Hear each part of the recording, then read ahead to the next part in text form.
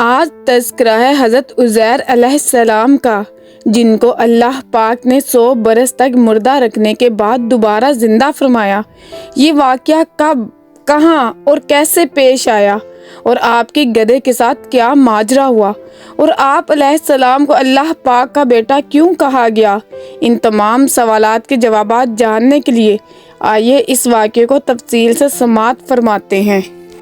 حضرت عزیر علیہ السلام کا واقعہ قرآن مجید، اسلامی تاریخ اور مختلف روایات میں بیان کیا گیا ہے۔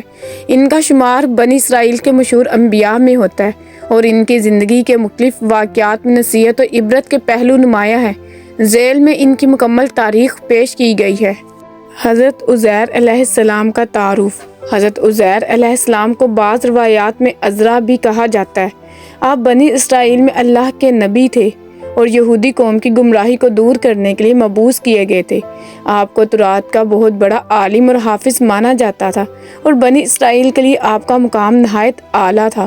بیت المقدس کی تباہی۔ حضرت عزیر علیہ السلام کا سب سے مشہور واقعہ اس وقت پیش آیا جب بنی اسرائیل اللہ کی نافرمانی اور گناہوں میں مبتلا ہو گئے تھے۔ اللہ نے ان پر بابل کے بادشاہ بخت نصر کو مسلط کر دیا، جس نے یشر و شلم بیت المقدس کو تباہ کر دیا اور وہاں کے لوگوں کو قتل یا قیدی بنا لیا۔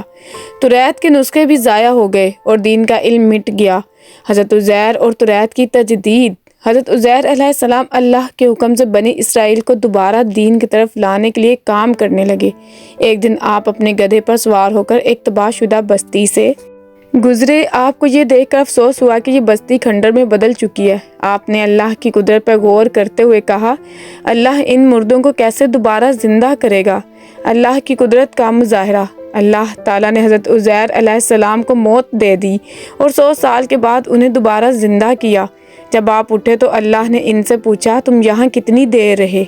حضرت عزیر علیہ السلام نے جواب دیا کہ شاید 1 دن یا 1 دن سے بھی کم۔ اللہ نے فرمایا، تم 100 سال تک مرے رہے ہو۔ پھر اللہ نے انہیں اپنی قدرت کا مشاہدہ کرایا۔ آپ نے دیکھا کہ آپ کا گدھا مکمل طور پر گل سڑ چکا تھا، لیکن اللہ کے حکم سے وہ دوبارہ زندہ کر دیا گیا۔ اس کے علاوہ آپ کا کھانا اور پانی ویسا ہی تر و تازہ رہا جیسے آپ کے چھوڑنے کے وقت تھا۔ یہ اللہ کی قدرت کی ایک بڑی نشانی تھی۔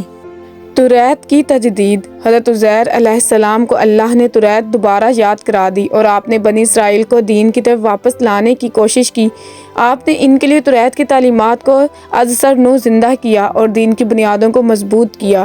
یہودیوں کا گمراہ عقیدہ۔ بدقسمتی سے بنی اسرائیل میں کچھ لوگوں نے حضرت عزیر علیہ السلام کے بارے میں یہ غلط عقیدہ اپنایا کہ وہ اللہ کے بیٹے ہیں۔ قرآن مجید میں اس بات کی تردید کی گئی۔ سورۃ توبہ آیت نمبر 30، ترجمہ القرآن۔ اور یہود نے کہا عزیر اللہ کے بیٹے ہیں۔ یہ عقیدہ سراسر غلط اور شرک پر مبنی تھا اور اللہ تعالیٰ نے اس کی سخت مذمت کی۔ حضرت عزیر علیہ السلام کی تعلیمات۔ حضرت عزیر علیہ السلام نے اپنی قوم کو اللہ کی وحدانیت، توریت کی تعلیمات اور گناہوں سے توبہ کرنے کی تاکید کی۔ ان کی زندگی ہمیں یہ سبق دیتی ہے کہ اللہ کی قدرت پر یقین رکھیں اور ہر حال میں اس کی احکامات کی پیروی کریں۔